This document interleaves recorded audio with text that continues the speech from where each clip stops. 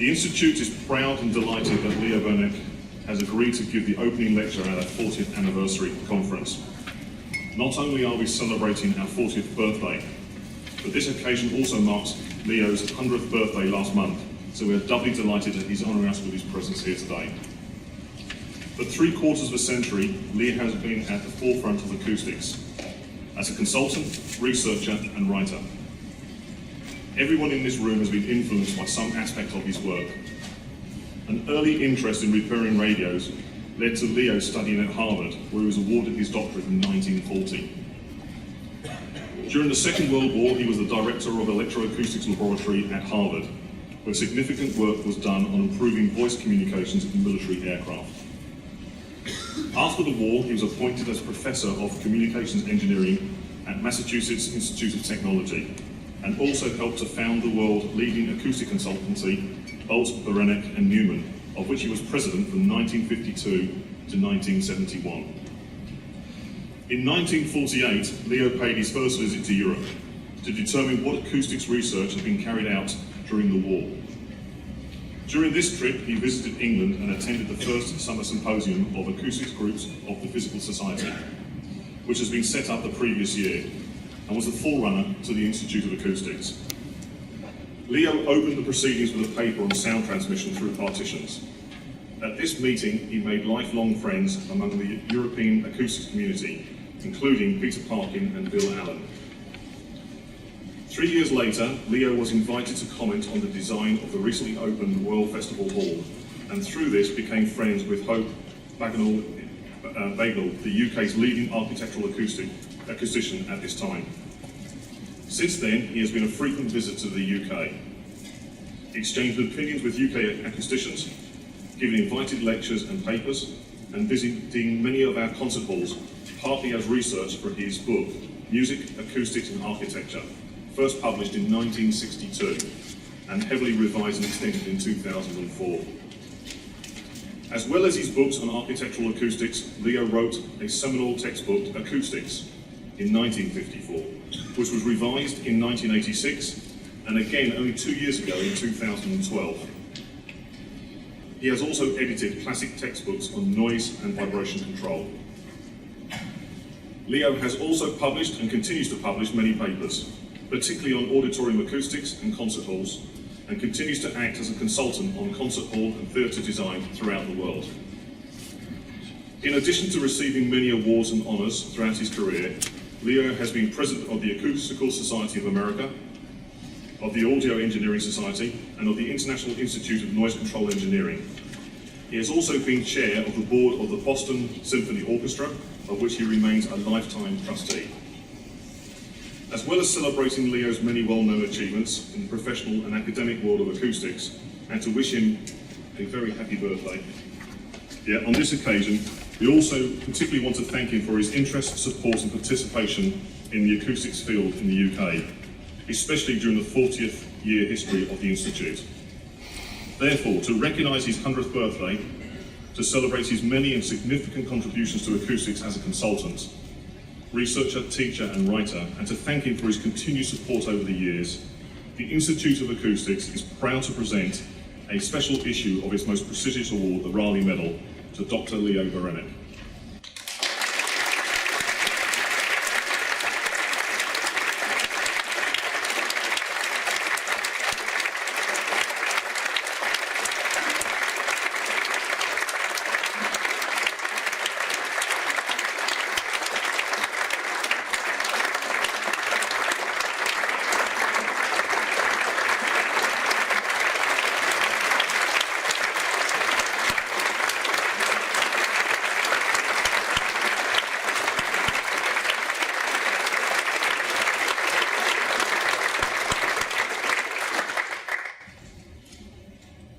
Okay, great.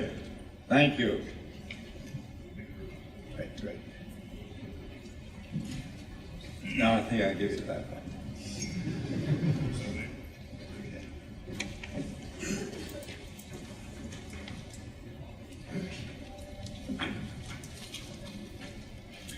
Well, after that introduction, I hardly know what to say. You know, getting to be 100 years old. The big problem is walking, as you saw. But we managed, with the help of my good wife and my son-in-law here, we made out well. And I've enjoyed being in England. Now I'm going to talk about my paper. Today we will learn that audiences prefer two different kinds of sound fields and different places to sit in a concert hall. Early lateral reflections are an essential to sound quality, and they differ in shoebox shaped and surround shaped and fan shaped concert halls. Similarly, the loudness of the orchestral sound depends on the hall shape and the degree of seat upholstering. Finally, for each of these shapes, I am proposing maximum and minimum dimensions and seating capacities. Now, just a brief history. The highest rated halls acoustically were built before 1901.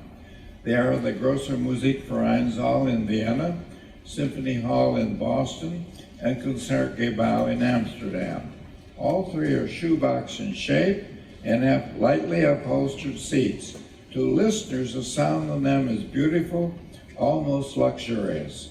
Because of the rich reverberation, the quantity of early lateral reflections that give breadth to the music, and the balance of tone among the orchestral sections, and the loudness that brings listeners to their feet following a fortissimo conclusion. Now, the advent of the Berlin Philharmonic Hall in 1963 changed many architects' approach. In the Berlin Hall, nearly half of the audience is seated behind and to the sides of the stage. That hall has been a success, even though the orchestral balance differs considerably from one seating position to another. And when seated in front of the orchestra, a surround hall then lacks the rich sequence of early reflections experienced in the rectangular halls. But in Berlin, many seats in front have such reflections, which partly explains their success. Now, surround halls are becoming fairly common. Over a period of 40 years, 1960 to 2002, I conducted interviews and music questionnaire surveys of over 150 conductors and music critics in an effort to determine how well-known concert halls rank acoustically. I published the rank ordering of these halls in 2003, but now 10 years later, Skolavik published the results of a questionnaire that was done online, and that rank ordered 77 concert halls. There's the ranking that you see, and they include, as you would expect, Boston and Vienna and Amsterdam at the top.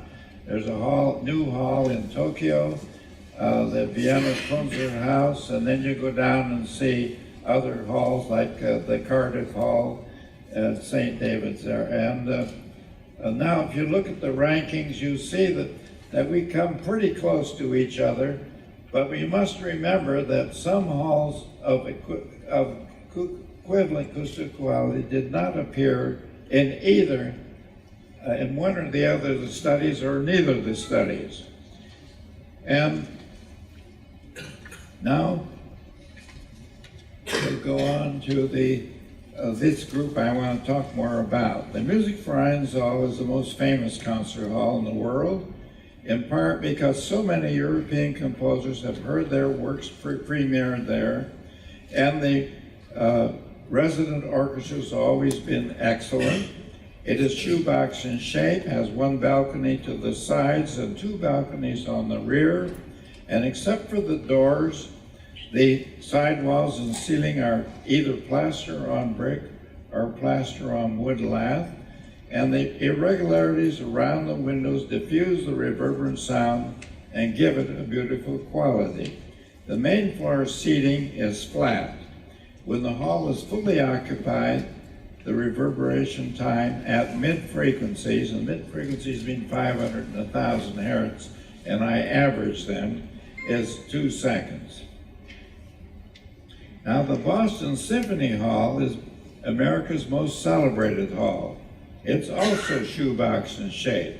There are 2 balconies on the sides and rear, and the side walls beneath the balconies are flat, while those above the balconies are irregular because of niches and statues. The ceiling is coffered. The balcony fronts are largely open grills. The orchestra sits in a separate stage house, which is different from Vienna or Amsterdam. The orchestra floor is moderately sloped upward from front to rear. The reverberation time at mid-frequencies is 1.9 seconds. Then, the Tokyo Opera City Concert Hall is basically a shoebox hall with 2 balconies on the sides and rear and a moderately shaped main floor. The unusual feature is the pyramidal ceiling, the peak of which is 28 meters above the main floor, and the peak is located above the front of the stage. This ceiling does not adversely affect the quality of the reverberation. There is a sound reflecting canopy over the stage to enable the musicians to better hear themselves. And the reverberation time at mid-frequencies, hall fully occupied, is 2 seconds. And the sound quality is quite similar to that in Vienna and Boston, and the loudness of the sound is about the same as that in Vienna. Now, the Berlin Philharmonic Hall was the first surround hall built after World War II. The architect Hans Scharoun felt that the normal placement of the orchestra at the end of the hall prevents the audience and musicians from communicating freely and intensely with each other. Hence, he proposed to surround the musicians with the audience. Now, over 40% of the audience there is to the rear and the sides of the stage, and the audience is broken up into blocks. Now, the fronts of which reflect sound laterally to the audience on the main floor and to the other boxes. Now, these blocks are often called vineyards. Now, the seats at the rear and the upper blocks receive an early reflection from the convex tent-shaped ceiling, which you can't see here, and partly because of the beautiful and striking architecture, the hall has been a huge success. It's in the audience sections in front of the stage, the sound is beautiful, clear, balanced, and with a liveness that completely envelops one. The farther seats are about 35 meters from the front of the stage compared to 40 meters in Boston. Now, this hall we're going to have to see in 2 parts. Now, this is the Walt Disney Hall, and it was designed by the architect Frank Gehry, and you'd expect it to be different. It was inspired by the Berlin Philharmonic, and about half the audience, again, is seated to the sides and the rear of the stage. Now, if you look at this picture, that is really a long distance back. That slope up is gradual. It looks like it's steeply sloped, but actually it's a long distance back. And then look, there's a curved surface on each side that goes from the very front of the hall to the rear. And it's those curved surfaces that send 1 or 2 lateral reflections to the audience. Now, the white area at the bottom is the stage, and now, because the architect would not allow any hanging panels over the orchestra, the ceiling height above the stage floor dips down to 15.5 meters. And now we do the next slide, and we'll see that. And those sticks you see are the organ pipes. The number of seats is 2265, and it opened in 2003. And you see this dip down over the stage, which takes the place of a reflecting canopy that occurs in many other halls.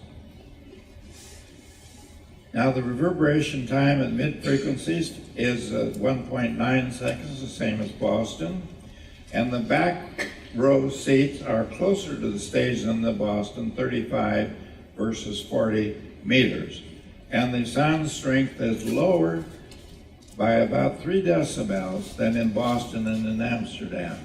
Now, when you think of 3 decibels, you must remember that that means a doubling or halving the size of the orchestra. The energy goes 3 decibels for a doubling of energy. Now, the next hall, the two sides are on one thing. Now, this is the Philharmonic de Fori, which will open on January 14th next year. It is a surround shape, much like the Disney Hall, and the ceiling doesn't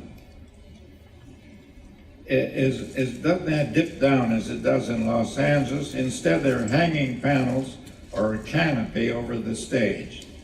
Now, one thing that's amazing about this, and you can see in the upper one, the stage area is enormous. It's 383 square meters, and compared to Boston's usual stage, which is about 152 square meters.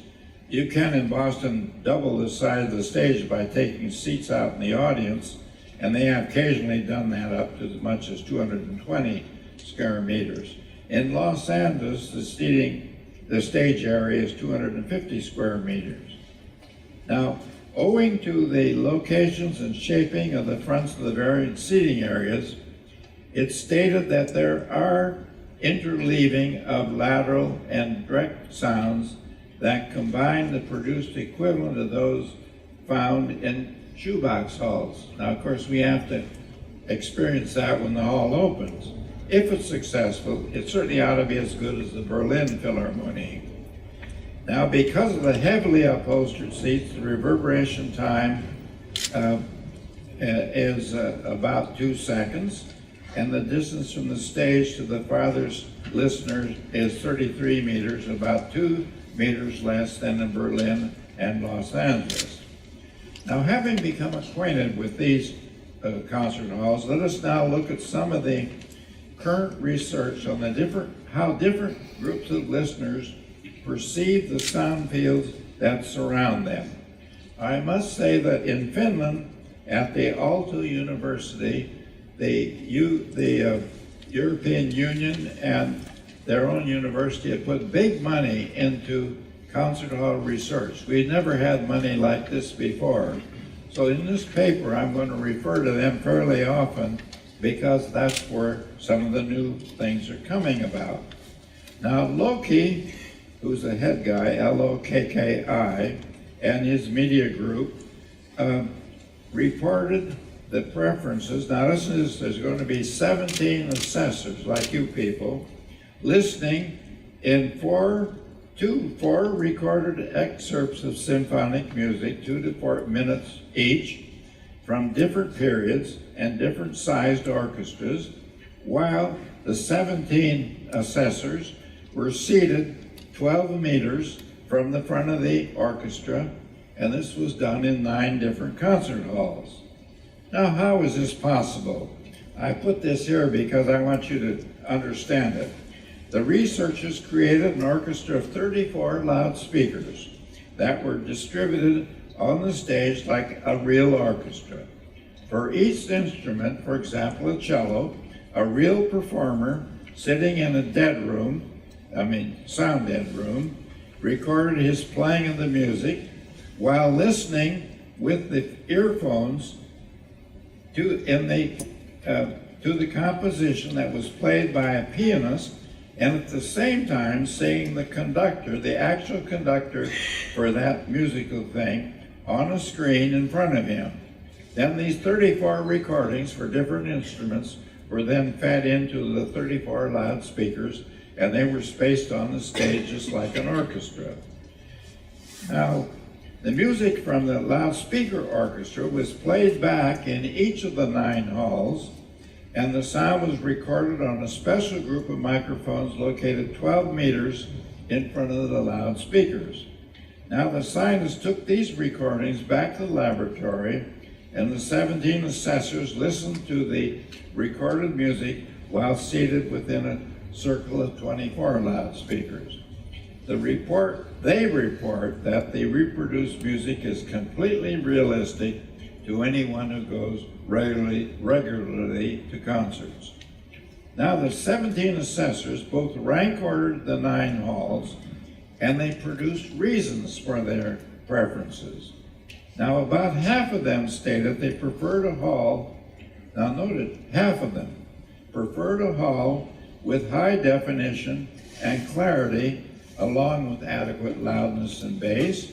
Now the other half of the assessors preferred a louder and more reverberant sound with good envelopment and strong bass. Now of course all of them disliked weak and distant sound. Now the best like hall was shoebox shaped with a width of about 21 meters and a high ceiling, and in it there were strong reflections, side reflections from the side walls, and later weaker reflections from the ceiling. The least like hall was a long fan-shaped hall with a low ceiling. Here, measurements showed a strong early reflection from the ceiling and no reflections from the side walls. But now it's interesting that listeners in Boston Symphony Hall are also divided into 2 groups. Those who like the sound best in the front 2/3 of the main floor, and those who prefer the sound in the upper rear second balcony. The difference is really apparent to anyone by listening to the first half of an orchestral concert on the main floor and the second half of the concert in the rear second balcony.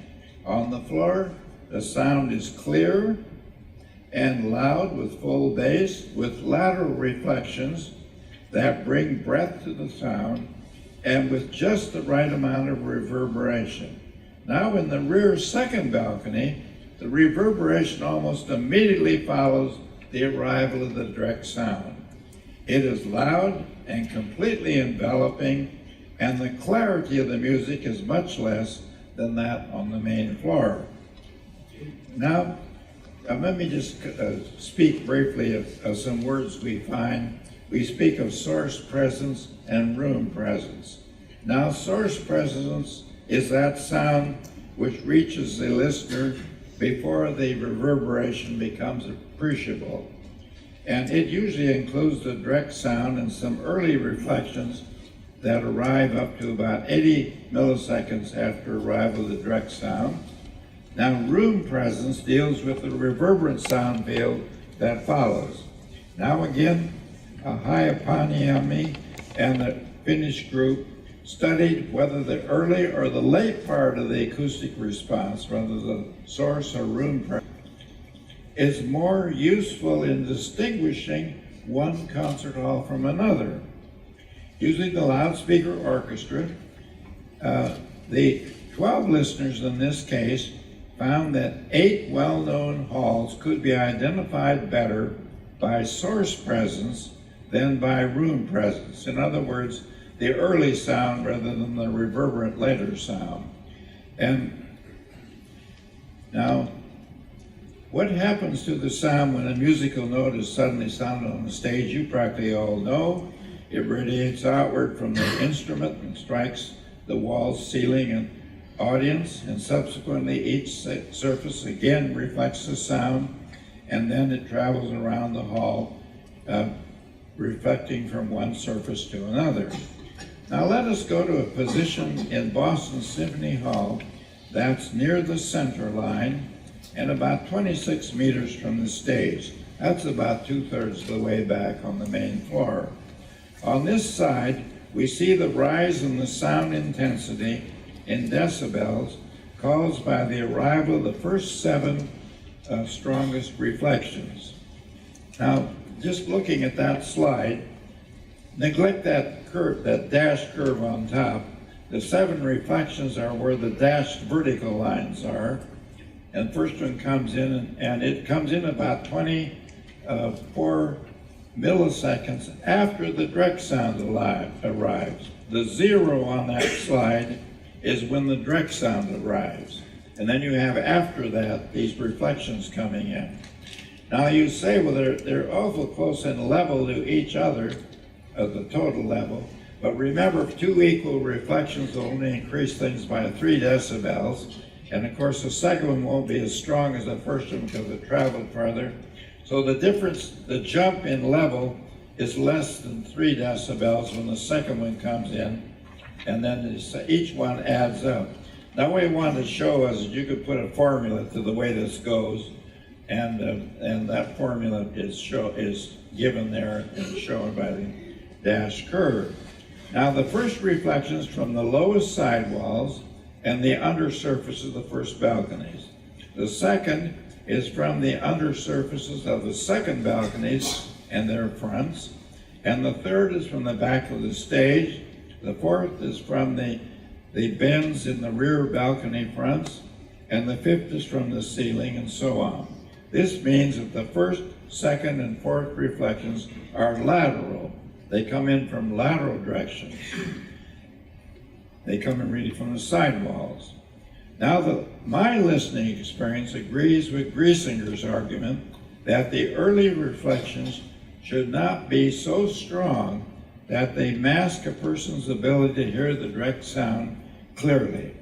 And it's from the direct sound that one can distinguish a succession of musical notes.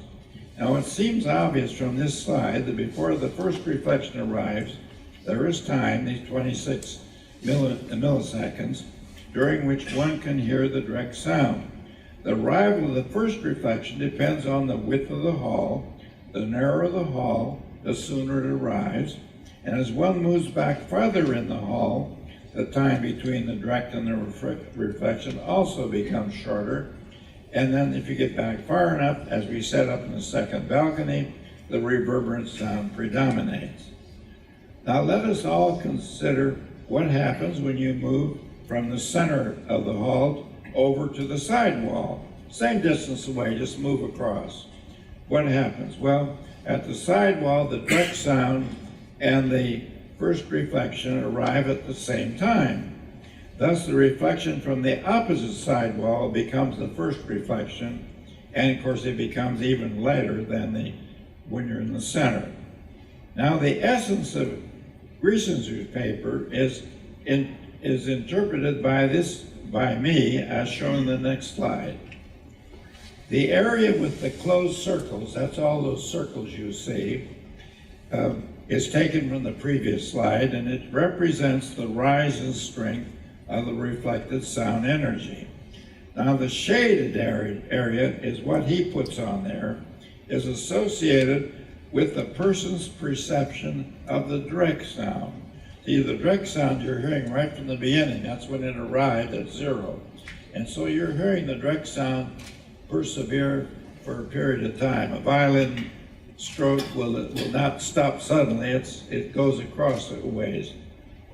And the range in this sound from -20 to -10 dB relative to the energy level at which the reverberant sound builds up to after about 1.9 seconds. This is the time in which 0 decibels occurs on the ordinate. Now, Griesinger says that below -20 dB, the direct sound will not cause firings of the nerve impulses in the hearing mechanism, and the range of 10 dB determines the perceived or the principal quality of hearing firings associated with the direct sound. Now, if the shaded area, B plus C, that's at the bottom two, is larger than the dotted area, A plus C, the direct sound should be clearly heard. It's not masked by the reflections. And we see that the area B plus C for this position in Symphony Hall is larger than the area A plus C, and if we convert this difference to decibels, the difference between the two equals about 3.5 decibels. Now, Griesinger says that if this number equals 3 dB, you can still clearly hear the direct sound. But if it gets less than 3 dB, you have trouble hearing the direct sound. And in this case, the direct sound is about 0.5 of a decibel above the just masking level. Now we go on. New research shows that shoebox-shaped halls enhance and musical dynamics.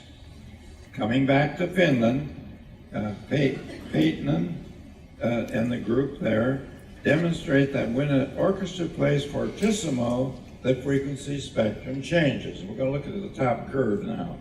They made measurements of the spectra of orchestral sounds from 20 publicly released recordings of Bruckner's Symphony No. 4, the third movement, bars 19 to 26.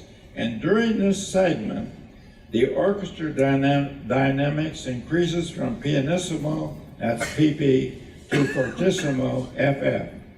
Now let us look at the upper curve. You can see that between 400 and 2000 hertz, the sound spectrum for the FF sound is about 40 decibels more intense than that for the PP sound. And between 2000 and 8000 hertz, the increase is more than 15 decibels.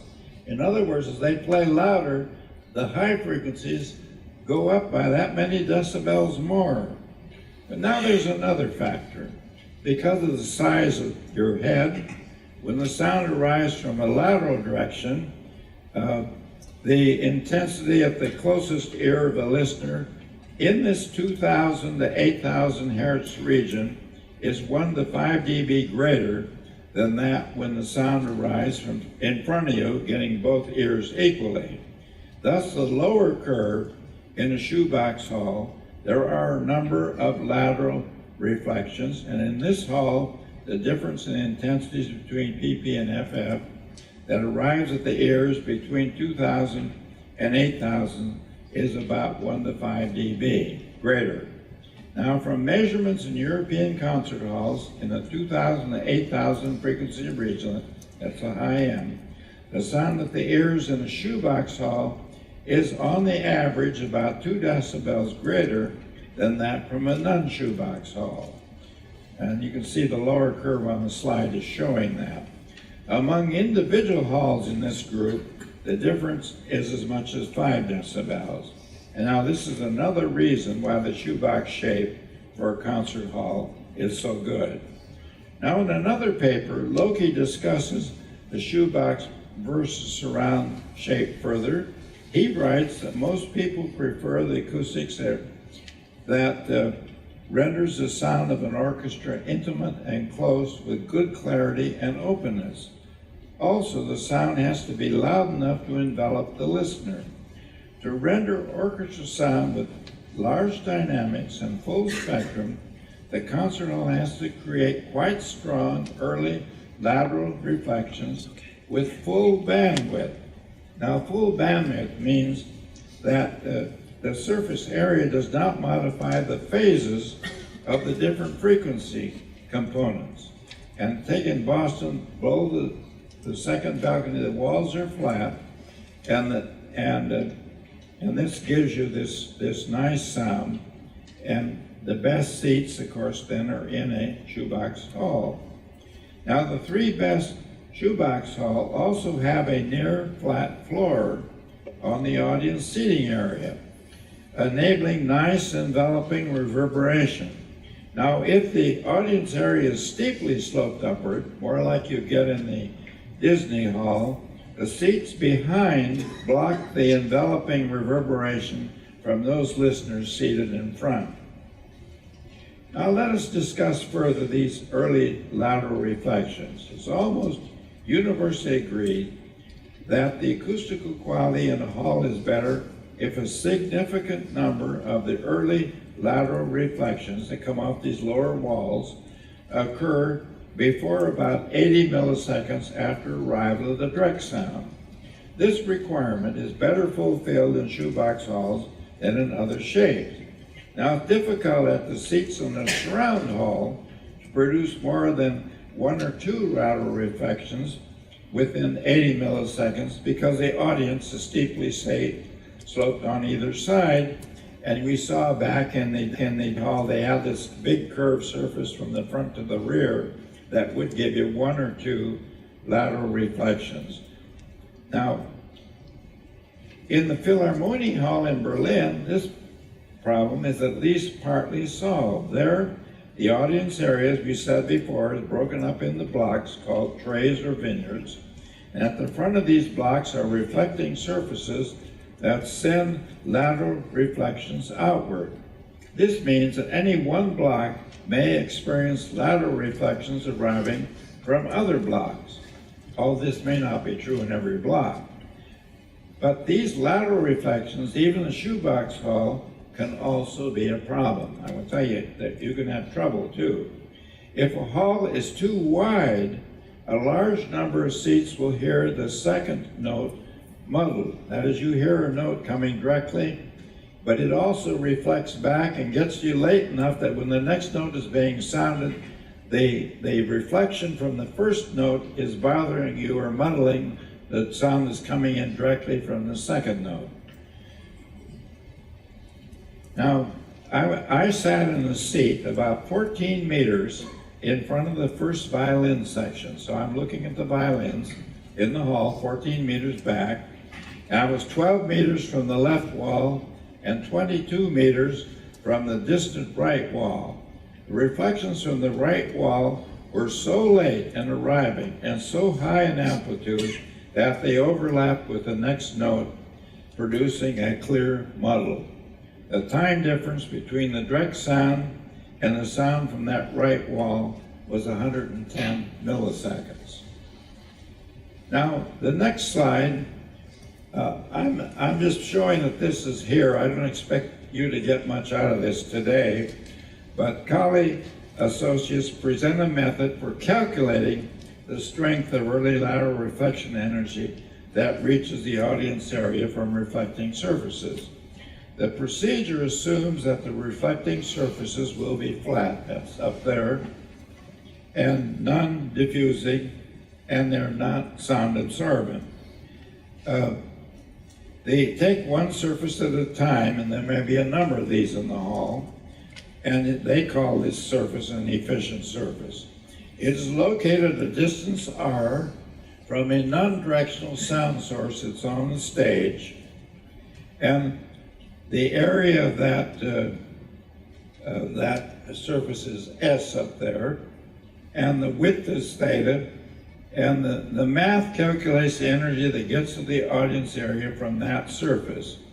Now the radiation from the other side walls are calculated, and they add together the energies from all of them. And now how much energy does one want to get from those side walls? Well, you apply this thing to your best light halls, and they'll give you then an idea of how much energy you really want to get from these sides.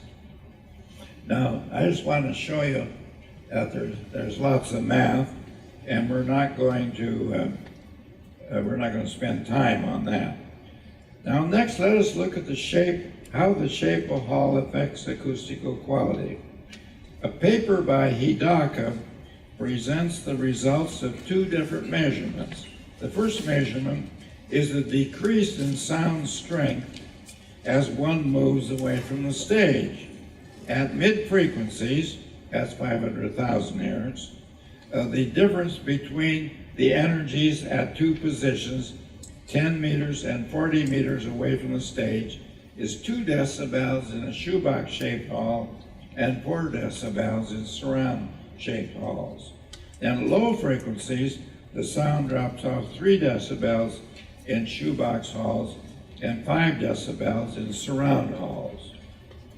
Now Hidaka presents data that give the buildup of the sound in the hall at low frequencies owing to these early reflections that arrive before the reverberant sound builds up.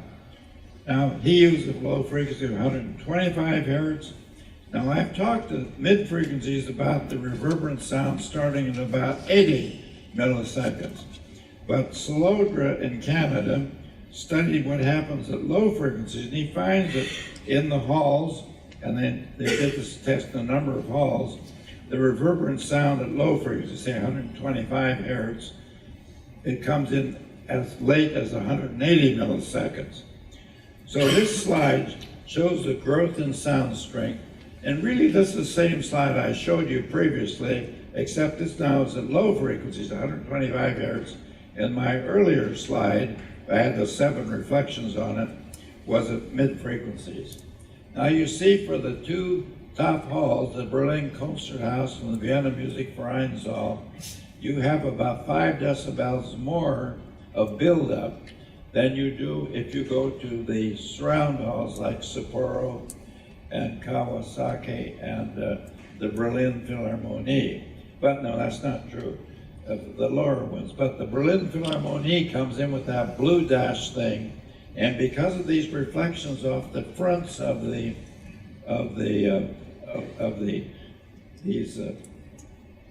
vineyards, you get also quite a lot of this early reflection. And that's one reason why the Berlin surround hall is more successful than like the 3 other halls that are down below. Then we go to the next slide, and here he's got these data for a number of halls, and the top halls, Amsterdam and higher, they get these numbers that we saw on the previous slide, and for the surround halls, the levels average out about 5 decibels less. Now the very bottom hall is the Munich hall, and this hall is fan-shaped, and that really is the worst shape of hall you could select for a concert hall. And it also has the largest seating capacity, the halls on this slide. And the Munich hall is way at the bottom, you see, compared to the Vereinssaal and these others at the top. And he then says you should look at this low frequency buildup of the sound. Now, what is the latest word from the Finnish group? Next slide. Now, I have to read from the slide, it's not in my notes even. Tapio Loki gave the Newton lecture in Providence, Rhode Island on May 7th. And then he said that shoeboxes hall are loud and reverberant. Loud and wide sound with enveloping reverberation, more bass and high frequencies resulting in more intimate and brilliant sound, and spatially and dynamically responsive, sound quite similar over a large seating area. And he uses the word, you're inside the music. It means that you're getting sound from all around you. Now in non-shoebox halls, he calls the sound brutally honest because you're mainly getting the sound direct and very little coming from the sides.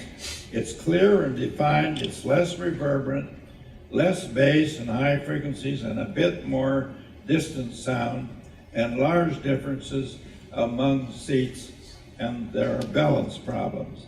And let's say you're looking at the music, you don't get any surround from it.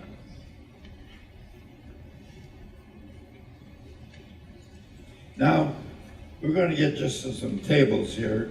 I divided up the group of halls into heavily upholstered seats, medium upholstered seats, and lightly upholstered seats. And you see that the heavily upholstered seats in general are in the surround halls. And the lightly upholstered seats are generally in shoebox halls, you see at the bottom there. And what you find is that the sound strength is about 3.4, and maybe this G measurement that's common, 3.4 decibels. The medium upholstered seats is 4.4, and the bottom is 5.8. So the level difference, say, in these surround halls and then these well-known halls like Boston Symphony and so on, the difference is between 3.4 and 5.8. And this is another reason, of course, why these halls differ in different shapes. Now we go to the next slide. I've already said this, let's go on to the next slide.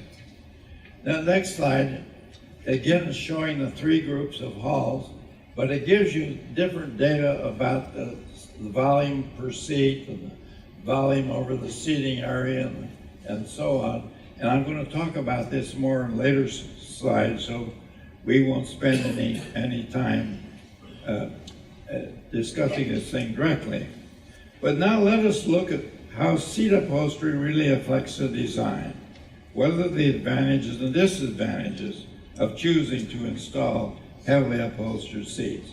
Well, with heavily upholstered seats, the reverberation time is nearly the same with and without an audience.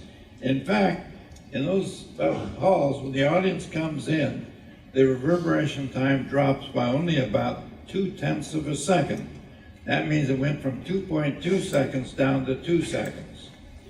This is an advantage for the musicians because the sound they hear during rehearsals in that hall is nearly the same as during concerts. Of course, heavily upholstered seats can be more comfortable. And in small halls, there is an advantage to heavily upholstered seats because they prevent the strength of the sound from being too loud. Now, what are the disadvantages of these seats? The area per seat in halls with heavily upholstered seats is from the table about 0.77 meters squared, with medium upholstery to about 0.7 meters squared. For light upholstered seats is about 0.66 meters squared. So for the same number of people in the hall, by using lightly upholstered seats, you can get more people in on the floor area. Now, from the previous slide, the cubic volume of a hall per seat is 9 cubic meters for lightly upholstered seats, 10.6 for medium upholstered seats, and 14.3 for heavily upholstered seats. Now, that means that the average ceiling height in the hall with heavily upholstered seats is about 20% greater than that for medium upholstered seats, and is about 40% greater than that for lightly upholstered seats. Now, the visual difference in the ceiling height is a factor in the architectural design, and certainly the cost of construction of a larger hall can be greater. We went recently, my wife and I did, to a hall in Hungary, and the ceiling height being that high just seemed as though you were in almost a warehouse rather than a concert hall. So you do get a better feel for intimacy in a hall with lightly upholstered seats because you can have the ceiling height lower. Now, how does all what we've talked about help us in choosing the dimensions and the seating capacity of a hall? In shoebox-shaped halls, in a shoebox-shaped hall, in accordance with the presentation above, if one is to hear successive notes clearly, unmuddled by late lateral reflections, the hall's width should not be greater than about 25 meters. And to avoid having early lateral reflections arrive too soon and mask the direct sound, its width should be larger than about 15 meters.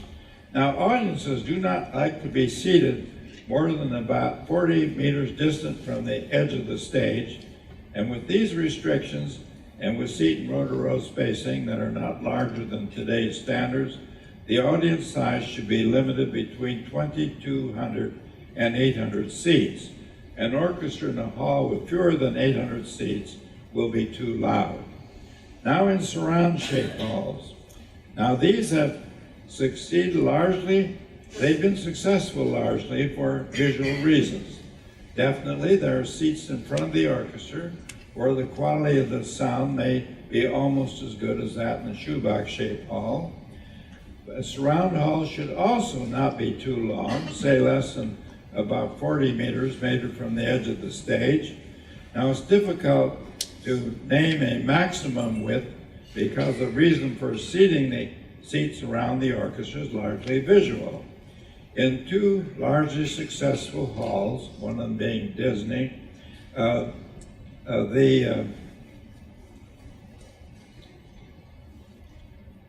audience is about 2,200, and the overall width is about 40 meters in those two halls. These considerations suggest that a surround-shaped hall can hold larger audiences than a shoebox-shaped one, say up to 3,200 seats. In any larger hall, the sound begins to be too weak, and it hardly seems that a minimum hall size can be specified, because if a hall is too small, it's not suited for audience seating around an orchestra with a full size. Now, fan-shaped halls are the least desirable. A fan-shaped concert hall should be considered for audiences less than 800 and more than 3,200. The Tanglewood Music Shed, seating 5,000 and with overhead reflecting panels, is a successful venue. And with a small audience in a fan-shaped hall, there are no lateral reflections to mask the direct sound and to add to the loudness, and this makes it better acoustically than a small shoebox-shaped hall. And now you may ask the question, how does all this tie in with chamber music halls? These are often rectangular, and their width is usually narrower than the 15 meters that I've recommended here. But the reason for their success are that the stages are smaller, the audiences are smaller, and the audience is seated closer to the stage, and the reverberation times are smaller. We've been speaking about 2 seconds in the halls that were listed mainly here at mid-frequencies, but in the chamber music halls, it's usually 1.5 to 1.6 seconds. And when you put all these things in, the chamber music halls are successful, even with these narrower widths. And I hope you agree that we now know more about choosing the shape and size and the type of seats for a new concert hall. Thank you.